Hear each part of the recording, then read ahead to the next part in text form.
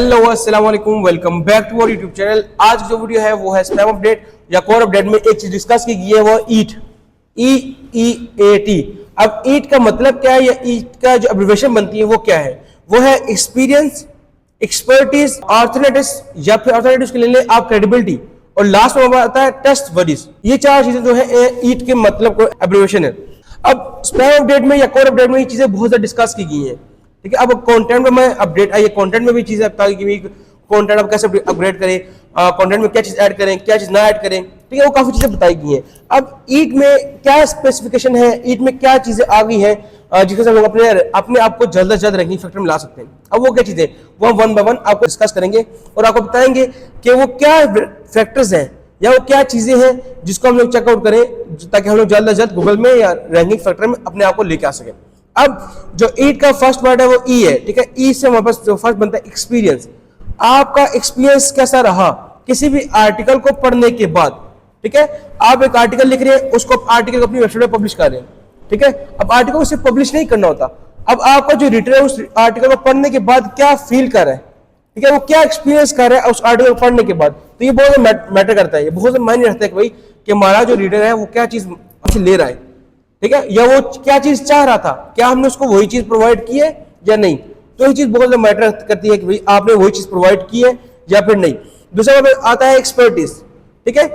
अब एक्सपर्टीज क्या आती है कि अपने नॉलेज के ऊपर, अपने या फिर कंटेंट के ऊपर जो आप प्रोवाइड कर रहे हैं या जो इन्फॉर्मेशन आप प्रोवाइड कर रहे हैं अपनी वेबसाइट के ऊपर या किसी प्लेटफॉर्म के ऊपर, ठीक है, उसका एक्सपीरियंस कैसा रहा आपका, ठीक है। उसमें आपके एक्सपीरियंस के साथ एक्सपर्टीज थी कि नहीं उस कंटेंट में। ऐसा ना हो आपकी जो एक्सपर्टीज है फैशन में है, टेक्नोलॉजी में, और आपको जो आर्टिकल है हेल्थ पे आ रहा है, ठीक है, डॉक्टर लेवल पे आप जो चीज प्रोवाइड कर रहे हैं, ठीक है, और आपकी एक्सपर्टीज उसमें है नहीं, आपका एक्सपीरियंस उसमें है नहीं, ठीक है। तो यहाँ बहुत एक चीज मैटर करती है कि भाई आपका नॉलेज फॉर द कंटेंट, जो आप नॉलेज है आपके पास कंटेंट के बारे में या जो कंटेंट आप इन्फॉर्मेशन प्रोवाइड करें गूगल पे, ठीक है, उसमें आपका एक्सपीरियंस क्या है, ठीक है। ये चीज बहुत मैटर करती है जो आजकल रैंकिंग फैक्टर में वो तो बहुत देखी जा रही है भाई क्या आपको उसमें एक चीज में एक्सपीरियंस है भी कि नहीं, ठीक है। तो ये चीज लाजमी आप चेकआउट करते रहे। अब तीसरा हमारे पास आए थे क्रेडिबिलिटी चेक कर रहे हैं, ऑर्थोरेटिव्स का नाम से कुछ है, ठीक है, उसे चेकआउट कर लें।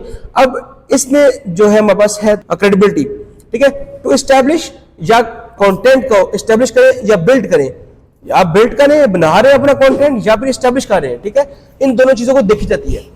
क्रेडिबिलिटी कब आपकी वेबसाइट बनती है, जब आप अपने वेबसाइट को कंटेंट प्रोवाइड करें, उससे आपको यूजर एक्सपीरियंस बढ़ रहा है और यूजर की एक्सपर्टीज भी बढ़ रही है। आप जो आप कंटेंट प्रोवाइड करें अपने वेबसाइट पे, उससे आपको यूजर की एक्सपीरियंस बढ़ रहा है और एक्सपर्टीज भी बढ़ रही है। तो यहाँ में बहुत चीजें देखी जाती है भाई कि आपका यूजर क्या चाह रहा था, उसको क्या चीज मिली है।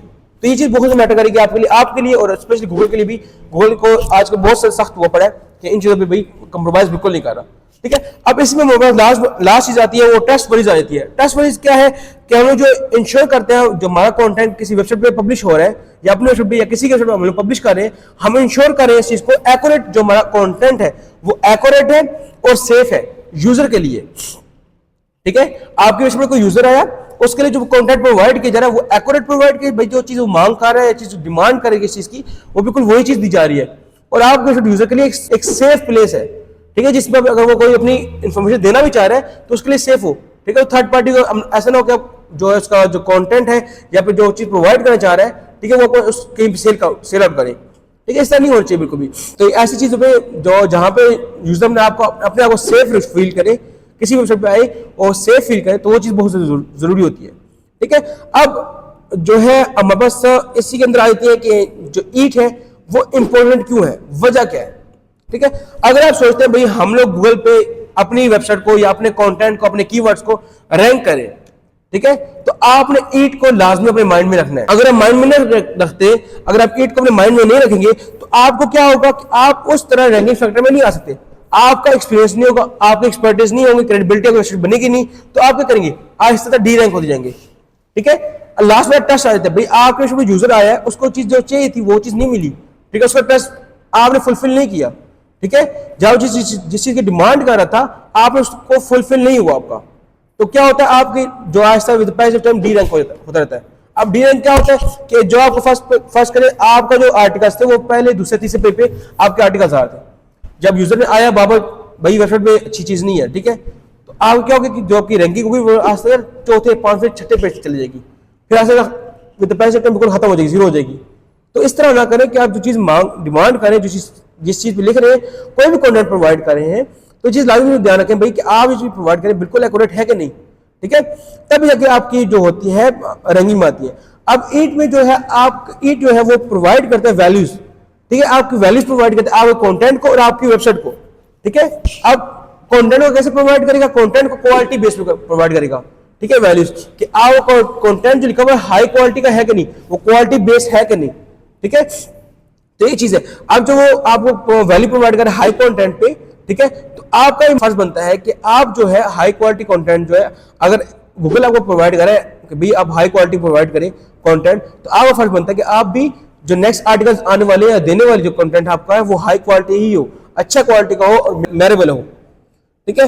अब जब आपको इसी साथ जो आपको ट्रस्ट वर्ड गूगल आपसे चाह रहा है कि आपकी जो है इंफॉर्मेशन, ठीक है, वो बिल्कुल ट्रस्ट की बेस पे हो, जो आप बता रहे हैं वो सच हो, वो ऐसा ही हो, ठीक है, तब जाके आप आज की 24 के बाद 2025 आने वाला है, कुछ 2-3 दिन बाद 25 आ जाएगा, तो आप रैंकिंग फैक्टर में आ सकेंगे।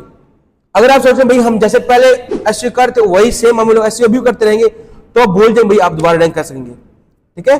तो हाँ, अगर बाय लक है, बाय चांस अभी आपको रैंक कर भी गई, ठीक है, वे तो पहले सप्ताह में भी गूगल अपडेट दोबारा आ जाए, कॉर अपडेट आ जाए, स्पैम अपडेट दोबारा आ जाए, फिर करेंगे, आपको हिट लगेगी, आप दोबारा 0 पे आ जाएंगे। तो ऐसा ना करें, आप जो चीज गूगल बता रहे भाई उसके मुताबिक ही अपने आप को लेकर चलते रहे, ताकि आप लोग अपने आप को लगातार रैंक करते रहे। उम्मीद करता हूं आपको ईट है क्या, ये क्या क्या चीजें हैं इसमें, और अपने को रैंक कैसे कर सकते हैं, तो आपको समझ आ चुकी होगी। मिलते हैं नेक्स्ट वीडियो में, अपना ख्याल रखें। अस्सलाम वालेकुम।